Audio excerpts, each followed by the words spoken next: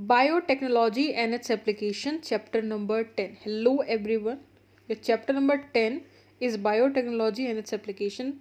We already completed chapter number 9, biotechnology principle and its processes. Now it's time for chapter number 10.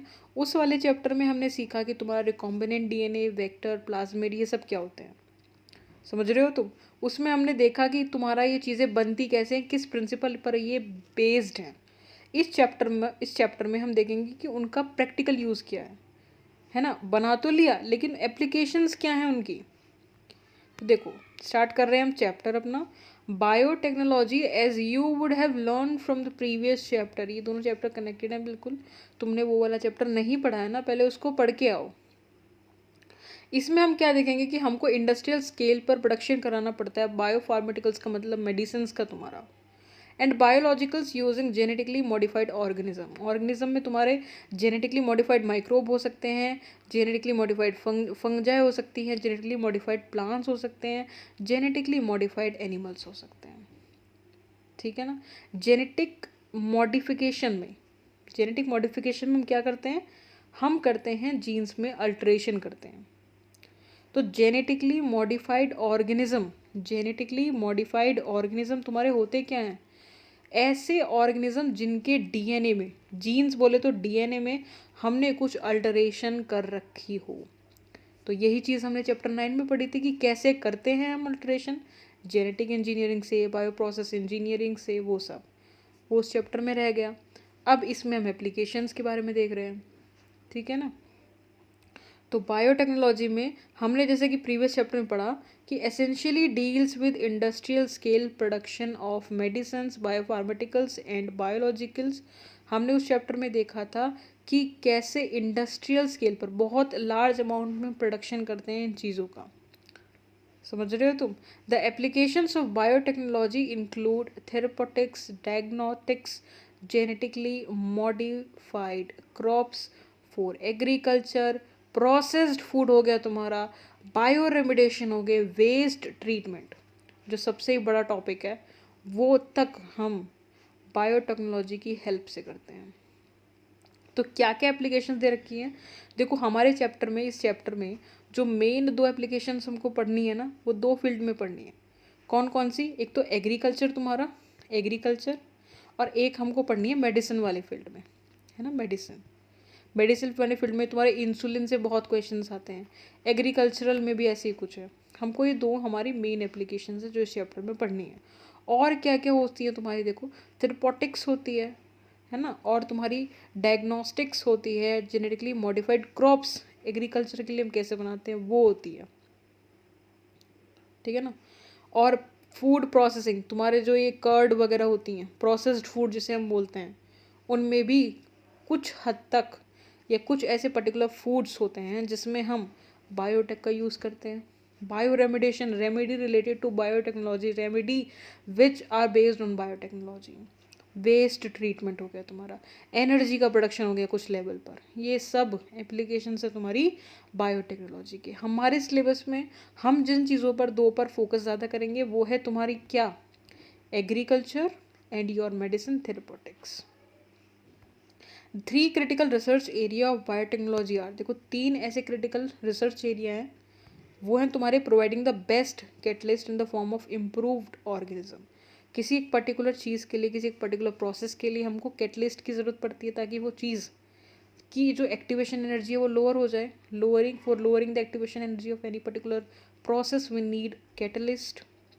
तो उसके लिए देखो हम biotech का यूज़ करते हैं in form of improved organism, usually a microbe और अ प्योर एंजाइम। या तो किसी एक माइक्रोब को ले लो या उस माइक्रोब से ही किसी पर्टिकुलर एंजाइम को। ठीक है ना। क्रिएटिंग ऑप्टिमल कंडीशंस, बायोटेक का यूज़ कहाँ पर है, फिर क्रिटिकल रिसर्च एरिया बायोटेक के कहाँ पर है कि हमको एक पर्टिकुलर ऑप्टिमम कंडीशंस रखनी पड़ती हैं through engineering for uh catalyst. एक कैटलिस्ट को एक्ट करने के लिए पर्टिकुलर एक टेम्परामेंट चाहिए होता है, पर्टिकुलर पीएच चाहिए होता है, पर्टिकुलर कंडीशंस चाहिए होती हैं। डाउन स्ट्रीम प्रोसेसिंग अभी हम पढ़ के आए हैं चैप्टर नंबर 9 में। Please do let me know अगर तुमको याद है कि हाँ इसमें कलेक्टिवली हम किन 2 चीज़ों को डाउन स्ट्रीम प्रोसेसिंग बोलते हैं, प्लीज़ बताना मेरे को।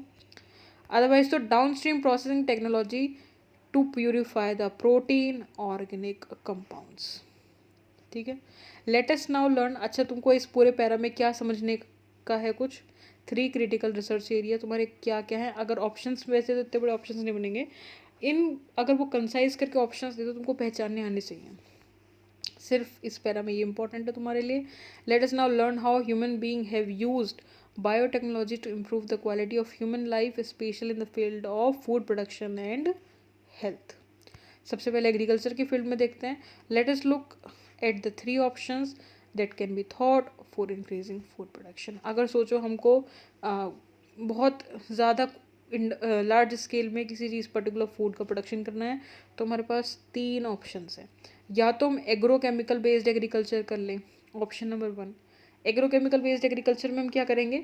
हम एग्रो बोले तो एग्रीकल्चर, केमिकल बोले तो केमिकल, नेम ही सजेस्ट कर रहा है उसका। इस वाले हम स्टेप में हम क्या यूज़ करेंगे? फर्टिलाइज़र्स। और फर्टिलाइज़र्स भी कैसे वाले पता है? केमिकल फर्टिलाइजर्स का यूज़ होता है इस स्टेप के अंदर, एग्रोकेमिकल बेस्ड एग्रीकल्चर में। फंजीसाइड्स का यूज़ करना, फंजीसाइड्स लिख लो एनसीईआरटी में। हर्बीसाइड्स का यूज़ करना, इंसेक्टिसाइड है ना, इंसेक्टिसाइड्स का यूज़ करना, इन सब का हम यूज़ करते हैं in your agrochemical based agriculture. Then comes your organic agriculture. Organic name ही बता रहा है, ऑर्गेनिक तरीके से चलेंगे हम।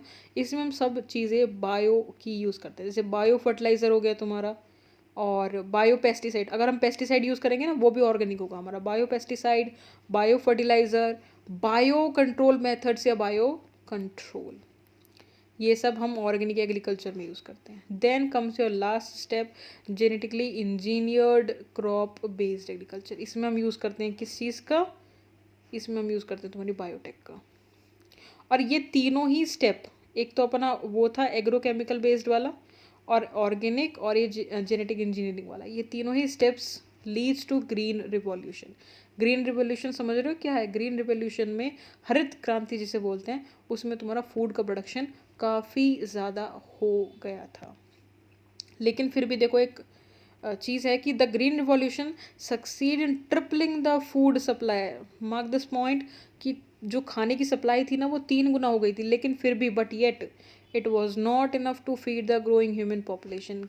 जनसंख्या इस कदर बढ़ रही थी कि उसमें फूड सप्लाई देखो 3 गुना होने के बाद भी फूड की सप्लाई कम ही रही। Increased yield have partially been due to use of improved crop varieties, but mainly due to use of better management practices and use of agrochemicals. Agrochemical में देखो ये रहे तुम्हारे fertilizer, pesticide, fertilizer, pesticide. Fertilizer कौन से वाले? Chemical वाले। Agro में हम क्या यूज़ कर रहे थे? Chemical fertilizers. तो क्या कह रही है, एक बार थोड़ा भटक गए हम, दोबारा से देखते हैं कि increase yield have been pass. एकदम से यील्ड बढ़ी, किसकी वजह से बढ़ी? हमने क्रॉप की वेराइटीज़ को इम्प्रूव कर दिया, है ना, समझ रहे हो तुम। बट मेनली किसकी वजह से बढ़ी? मेन जो एक मेन क्राइटेरिया था जिसकी वजह से बढ़ी थी वो थी बेटर मैनेजमेंट प्रैक्टिस। कि जो तुम्हारी टेक्निक थी, हमने वो टेक्निक बदली, टेक्निक में और चेंजेस करे, उसको बेटर करा।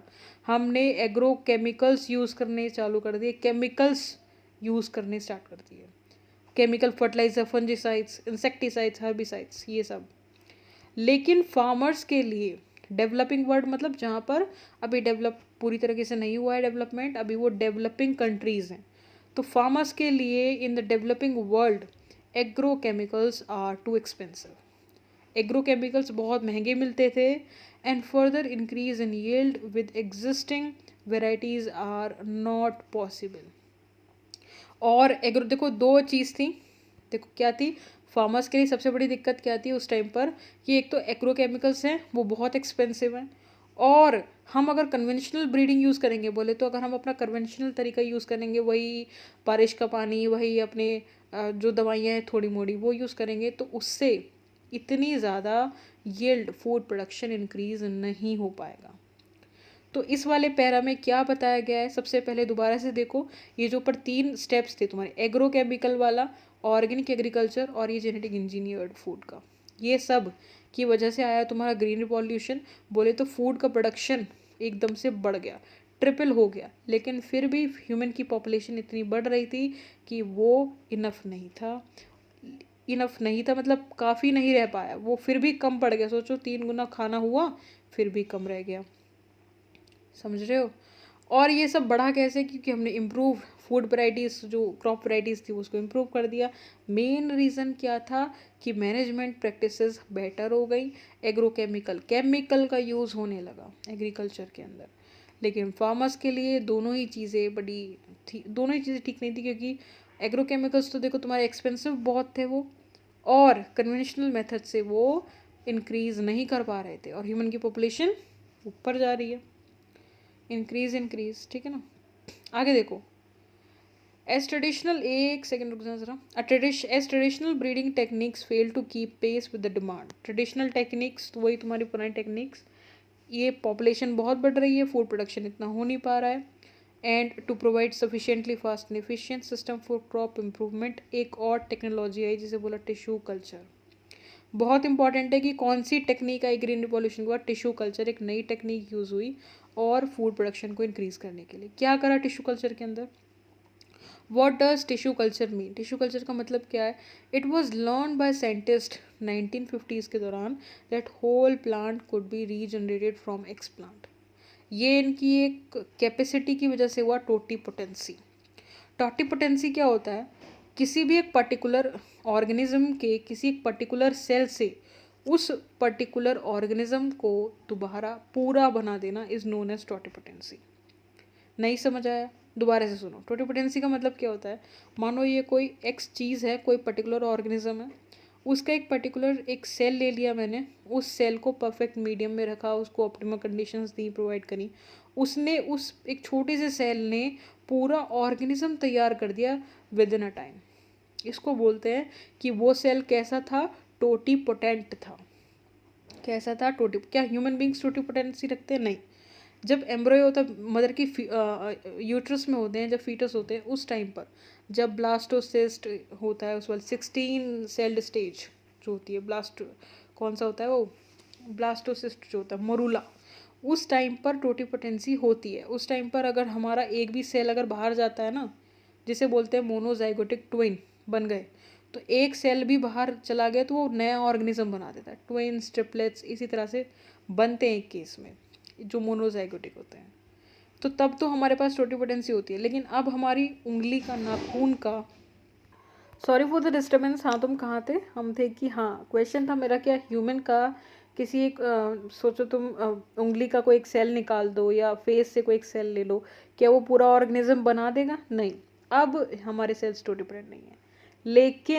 लेकिन प्लांट्स के जो सेल्स होते हैं, प्लांट्स का कोई भी एक तुम पर्टिकुलर सेल ले लो, वो टोटीपोटेंट होता है, ठीक है ना। अगर तुम मानो, देखो यहाँ पर, अगर तुम मानो यहाँ पे कोई प्लांट की लीफ है, उससे एक पर्टिकुलर कोई सेल ले रहे हो, उस सेल में पर्टिकुलर कुछ कंडीशंस लगाकर तुम वही लीफ, एग्जैक्ट वही लीफ बना सकते हो, बल्कि पूरा प्लांट बना सकते हो उससे। जिस प्लांट से ये आया है ना, ये लीफ जिस पौधे से आई है, प्रॉपर ऐसा ही प्लांट तुम बना सकते हो, ठीक है ना। चलो दोबारा से देखते हैं, यहाँ से कहाँ पर थे हम, टिश्यू कल्चर के बारे में पढ़ रहे थे कि what does tissue culture mean. तो साइंटिस्ट ने ड्यूरिंग 1950s पूरा प्लांट रीजनरेट कर दिया था from explant. Explant किसको बोल रहे हैं, any part of plant taken out and grown in a test tube under sterile condition in special nutrient medium. देखो मानो मैंने क्या करा कि मैंने को ये प्लांट बनाना है, ये पौधा है तुम्हारा, ये उसकी एक लीफ है, मैंने क्या कर लिया, इसकी लीफ को ले लिया एक्सपेरिमेंट के लिए, इस लीफ से जो सेल निकाला वो सेल इस लीफ से निकाला है, तो ये लीफ मेरी क्या हो गई, एक्स प्लांट हो गई। क्या हो गई, ये लीफ मेरी एक्स प्लांट हो गई। तो एक्स प्लांट समझ रहे हो, वही उसी पर्टिकुलर चीज़ को बोल रहे हैं, उस पर्टिकुलर ऑर्गन को बोल रहे हैं जहाँ से तुमने वो सेल निकाला है जो टोटीपोटेंसी शो करेगा, ठीक है ना। चलो तो दोबारा से देखो कि एक्स प्लांट क्या है, any part of plant taken out and grown in a test tube under sterile condition. हाँ बिल्कुल स्टेराइल कंडीशंस होनी चाहिए, किसी पर्टिकुलर किसी बाहर की चीज़ का कोई इंटरफेयर नहीं होना चाहिए ना, स्पेशल न्यूट्रिएंट मीडियम के अंदर।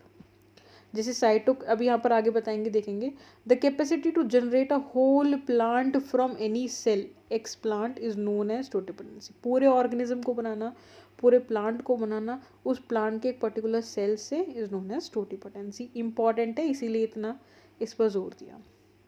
You will learn how to accomplish this in higher classes, वो सब तो चलो ठीक है।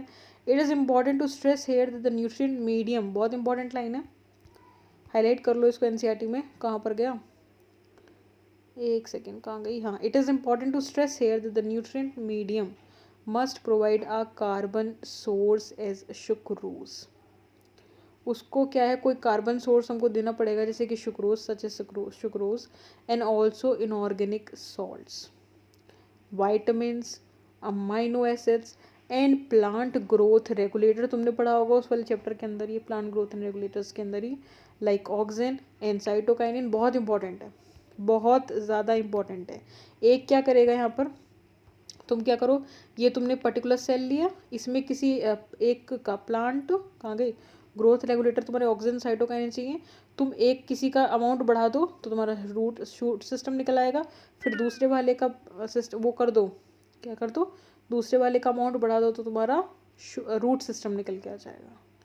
तो इस तरह से तुम्हारे पूरा प्लांट बन जाएगा, ठीक है ना।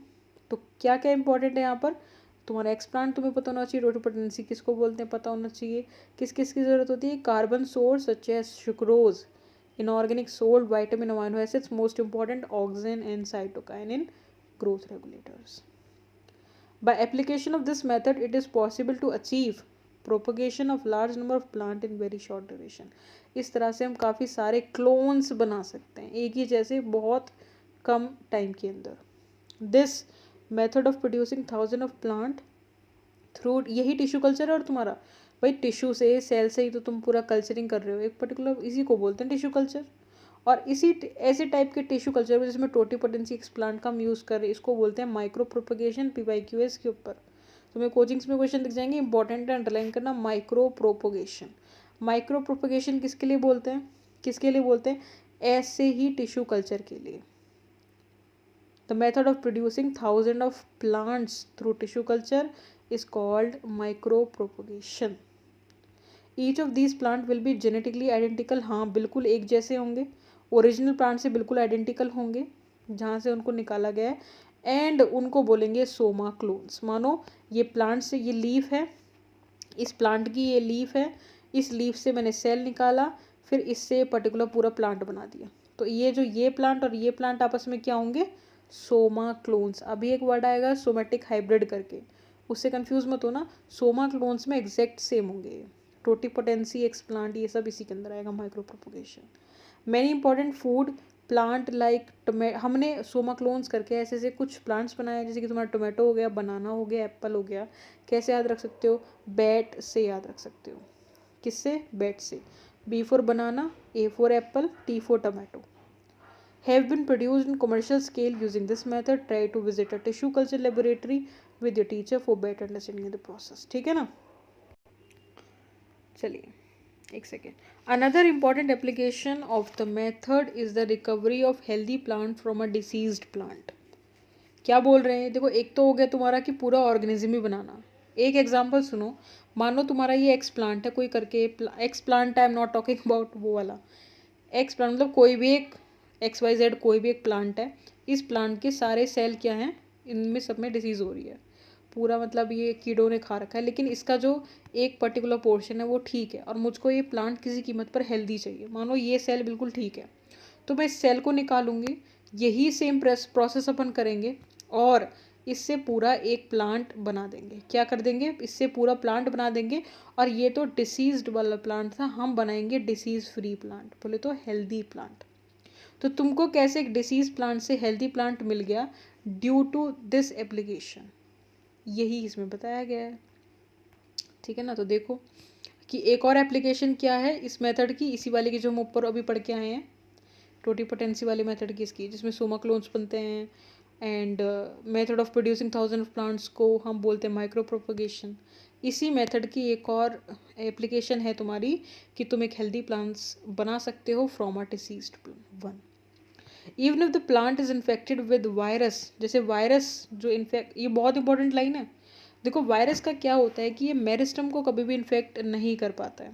बहुत इंपॉर्टेंट है, बहुत ज़्यादा, कि मेरिस्टम तुम्हारा कभी भी सॉरी वायरस तुम्हारा कभी भी मेरिस्टम को इन्फेक्ट नहीं कर पाता है। क्यों? क्योंकि देखो मेरिस्टमेटिक तुम्हारा कंटिन्यूसली डिवाइजिंग होता है, कंटिन्यूसली डिवाइडिंग होता है, ये बहुत जल्दी जल्दी डिवाइड करता है, तो इसमें तुम्हारा वायरस इन्फेक्शन नहीं कर पाता है। तो क्या बोल रहे हैं, एक सेकेंड रुको, ये देखो एक सेकेंड, हाँ ये रहा, कि मेरिस्टम तुम्हारा एपिकल और एक्सिलरी, दो मेरिस्टम होते हैं ना, एपिकल जो एपेक्स पे होता है, एक्सिलरी जो एक्सेल पे होता है, ये दोनों ही मेरिस्टम तुम्हारी फ्री ऑफ वायरस होती हैं, फ्री ऑफ वायरस होती है, मोस्ट इम्पॉर्टेंट है। तो उन मेरिस्टम को, उन्हीं मेरिस्टम के सेल से हम पूरा क्लोन बनवा देंगे, एक हेल्दी प्लांट बनवा देंगे डिसीज्ड प्लांट से, इसी वाले टेक्निक की मदद से, कि जो वायरस है तुम्हारा मेरिस्टम को अफेक्ट नहीं कर पाता है।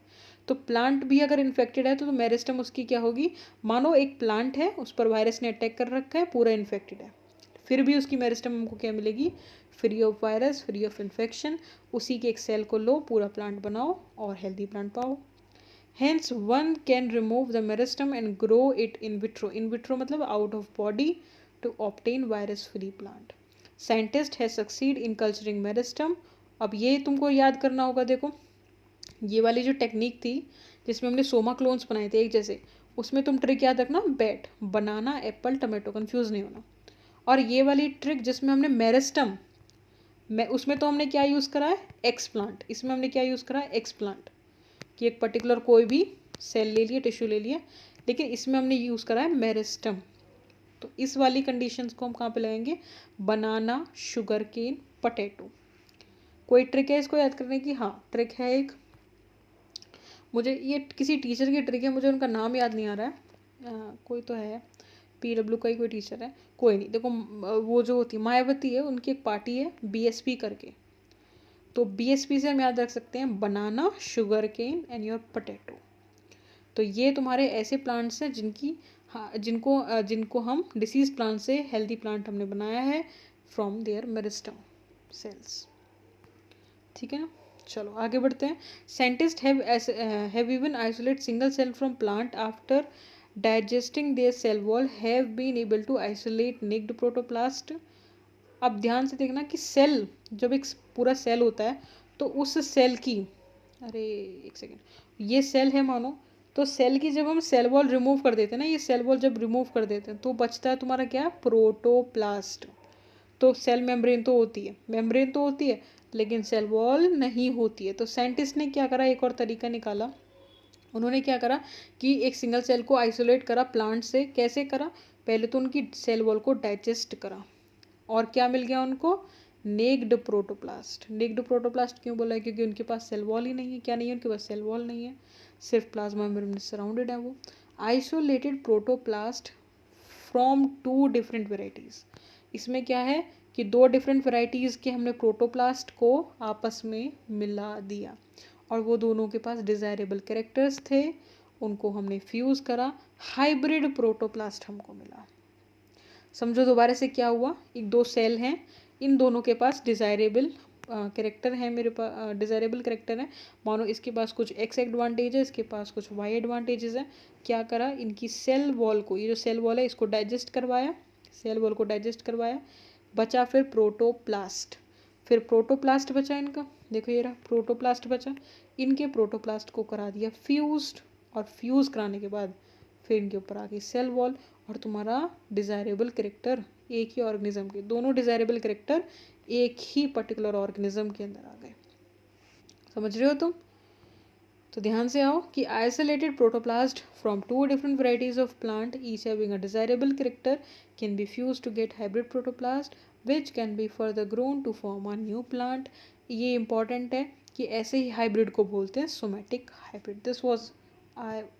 This is what I am talking about, somatic hybrids. तुम्हारे कि कंफ्यूज नहीं होना कि सोमा क्लोन्स क्या होते हैं, जो बिल्कुल आइडेंटिकल होते हैं, एक एक्स प्लांट से बनाते हैं उनको, किससे बनाते हैं, एक्स कहाँ गए, एक्स प्लांट से बनाते हैं। वहीं तुम्हारा सोमैटिक हाइब्रिड, सोमैटिक हाइब्रिड क्या होता है कि हम 2 दो अलग अलग प्रोटोप्लास्ट को मिलाते हैं और उनसे फिर हाइब्रिड प्रोटोप्लास्ट बनता है, उसको बोलते हैं सोमेटिक हाइब्रिड। ठीक है ना, और इस प्रोसेस को बोलते हैं somatic hybridization. Imagine a situation when a protoplast of tomato is fused with potato. ऐसा करने की कोशिश करी गई थी। हुआ क्या था कि पोटैटो और टोमेटो का मिक्स बनाने की कोशिश करी गई, उसको बोला गया पोमैटो बोला गया। लेकिन ये सब unfortunately this plant does not have all the desired combination of characteristics for its commercial utilization, और ये फेल हो गया। एक नया हाइब्रिड बनाने की कोशिश करी थी, टोमेटो और पोटैटो से पोमैटो बोला गया, लेकिन ये फेल हो गया था। ठीक है ना, तो यहाँ तक अपन ने कवर कर लिया इस वाले पार्ट के अंदर। नेक्स्ट लेक्चर से हम आगे से कवर करेंगे। अभी देखो तुम अगर रिवाइज करना चाहो तो कर सकते हो। एक्सप्लांट क्या होता है, किसी भी पर्टिकुलर सेल का, किसी पर्टिकुलर प्लांट का पर्टिकुलर सेल जो टोटिपोटेंसी शो करे, उस पर्टिकुलर सेल जो टोटिपोटेंसी शो करे, उस पर्टिकुलर सेल, वो पर्टिकुलर सेल कहाँ से आया है, उस ऑर्गेनिज्म को बोलते हैं अपन एक्सप्लांट। उस पार्ट को एक्सप्लांट बोलेंगे, उस सेल को एक्सप्लांट बोलेंगे। ये कौन सी प्रॉपर्टी होती है कि जिससे एक सेल से हम पूरा ऑर्गेनिज्म बना दें, इस प्रॉपर्टी को बोलते हैं टोटिपोटेंसी। सोमा क्लोन्स बनते हैं इनसे। फिर सोमेटिक हाइब्रिड किससे बनते हैं, जब दो डिफरेंट चीज़ों के प्रोटोप्लास्ट को हम मिलाएंगे तो सोमेटिक हाइब्रिड बनते हैं तुम्हारे, और उस प्रोसेस को बोलते हैं सोमेटिक हाइब्रिडाइजेशन। ठीक है, टोमेटो बनाने की कोशिश करेंगे लेकिन नहीं बना। बेट से याद रखना है, सोमा क्लोन्स तुम्हारे बनाना, एप्पल एंड योर टोमेटो। फिर बीएसपी से तुम्हें याद रखना है, वो क्या याद रखना है कि मेरिस्टम से हमने पूरा एक प्लांट बनाया था, मतलब एक डिसीज्ड प्लांट से हमने क्या बनाया था, हेल्दी प्लांट बनाया था। तो बीएसपी से याद रखना है उसको, बनाना, शुगर केन और पोटैटो। पोटैटो ही तो था ना तुम्हारा, एक बार चेक कर लो। हाँ, पोटैटो था, बनाना, शुगर केन, पोटैटो मेरिस्टम से। और तुम्हारा बनाना, एप्पल, और कहाँ गया तीसरा, टोमेटो किससे, तुम्हारा सोमा क्लोन्स जिनमें बने। ठीक है ना, तो कीप रिवाइजिंग। Bye bye.